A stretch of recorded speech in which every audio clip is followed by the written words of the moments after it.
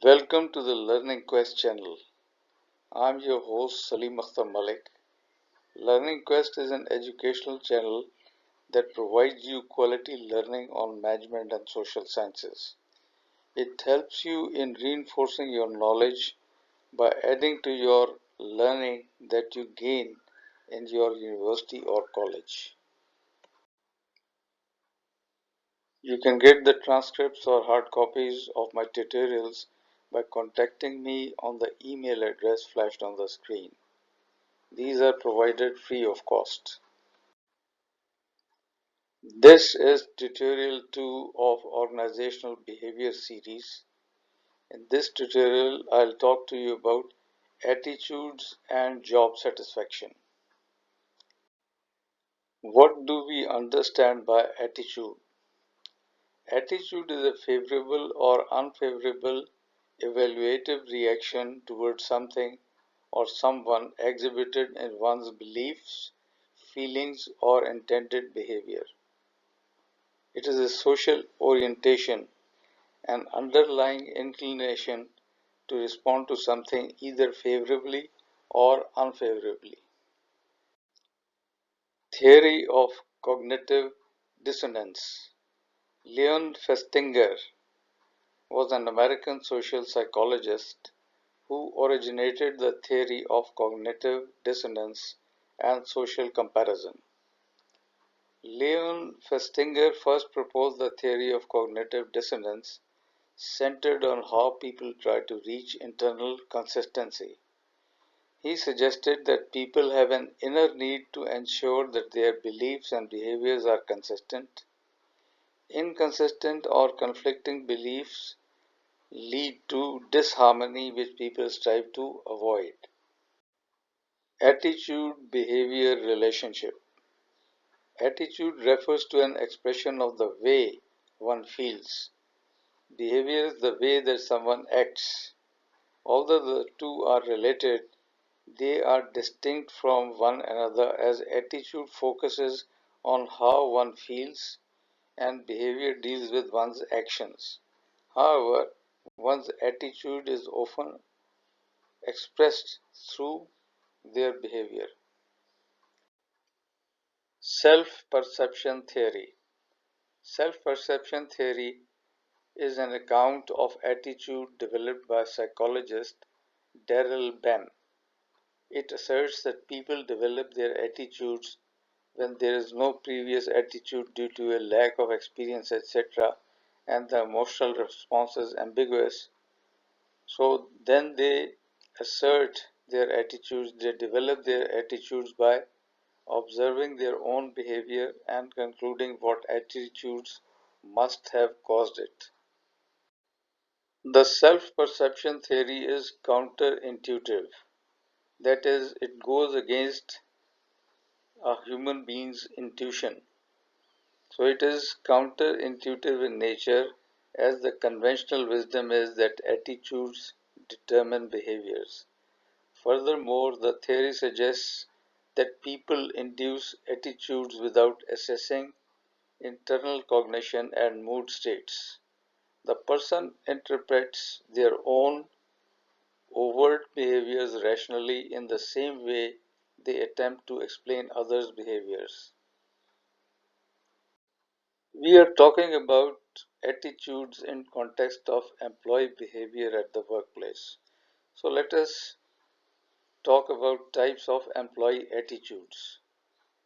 The first employee attitude that we are talking about is job satisfaction. If employees enjoy their work, feel confident in their abilities to succeed in the tasks assigned, and appreciate the role they are assigned, they are far more likely to have a positive attitude in the workplace. Then there is job involvement. It is another employee attitude. Job involvement, also referred to as job participation, is the degree to which an employee identifies with their work, actively participates in it, and derives a sense of self-worth from it. Another type of employee attitude is called organizational commitment. It refers to the level of engagement and dedication team members feel toward their individual jobs and the organization. It also describes the different reasons professionals remain with an employer rather than seek opportunities elsewhere. Perceived organizational support or POS is another type of employee attitude. It refers to employee perceptions regarding the extent to which their employer values their contributions and cares about their well being. Yet another type of employee attitude is employee engagement. It is a human resource concept that describes the level of enthusiasm and dedication a worker feels toward their job. Engaged employees care about their work and about the performance of the company and feel that their efforts make a difference. We now talk about attitudes and workforce diversity. First are training activities that can reshape employee attitudes concerning diversity.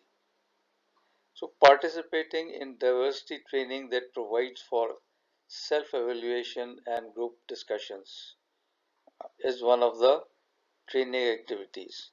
Then there is volunteer work in community and social serve centers with individuals of diverse backgrounds.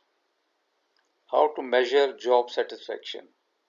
There are two methods: single global rating and summation score. And then, how satisfied are people in their jobs? In general, people are satisfied with their jobs.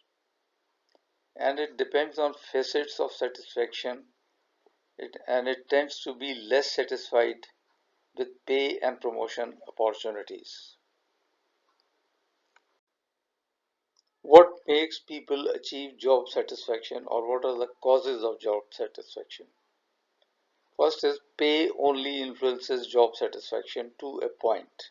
It must be kept in mind that people getting fat salaries, for those people there is no relationship between amount of pay and job satisfaction. They are only serving at a place for the sake of a good salary. Then personality can influence job satisfaction. Negative people are usually not satisfied with their jobs. So it is not money which gives you satisfaction.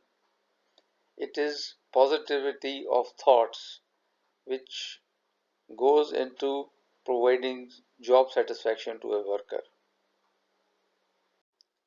How employees can express dissatisfaction? There are four ways. First one is exit, behavior directed toward leaving the organization. Second one is voice, that is active and constructive attempts to improve conditions. Third one is loyalty, passively waiting for conditions to improve. And fourth one is neglect, having an indifferent attitude and allowing conditions to worsen. Effect of job satisfaction on employee performance. First one is satisfaction and productivity. This is the first effect of job satisfaction on employee performance. Satisfied workers are more productive, and more productive workers are more satisfied. Worker productivity is higher in organizations with more satisfied workers. Satisfaction and absenteeism. Satisfied employees have fewer avoidable absences. Next is satisfaction and turnover. Satisfied employees are less likely to quit. Organizations take actions to retain high performers and to weed out lower performers. We now talk about organizational citizenship behavior. Organizational citizenship behavior is a term that is used to describe all the positive and constructive employee actions and behaviors that are not part of their formal job description. It is anything that employees do out of their own free will that supports their colleagues and benefits the organization as a whole. Organizational citizenship behavior is not something that is required from employees to do their job, and it is not part of their contractual tasks. Is there a correlation between job satisfaction and organizational citizenship behavior? It has been confirmed that there is a positive correlation between job satisfaction and organizational citizenship behavior. So, the higher the job satisfaction, the more employees will exhibit organizational citizenship behavior. Next, we are going to talk about job satisfaction and customer satisfaction. Job satisfaction and customer satisfaction, in that satisfied workers provide better customer service. Satisfied employees increase customer satisfaction because they are more friendly, upbeat, and responsive. They are less likely to turn over, which helps build the long-term customer relationships, and they are experienced. Dissatisfied customers increase employee job dissatisfaction. To conclude whatever we have discussed in this tutorial, I should say that attitudes in context of job satisfaction mean job satisfaction itself, happiness, job involvement, mood at work, and organizational commitment. We have discussed all these aspects in this tutorial.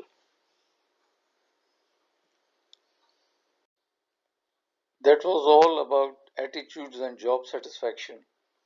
In the next tutorial, that is tutorial 3 of organizational behavior, I'll be talking to you about personality and values.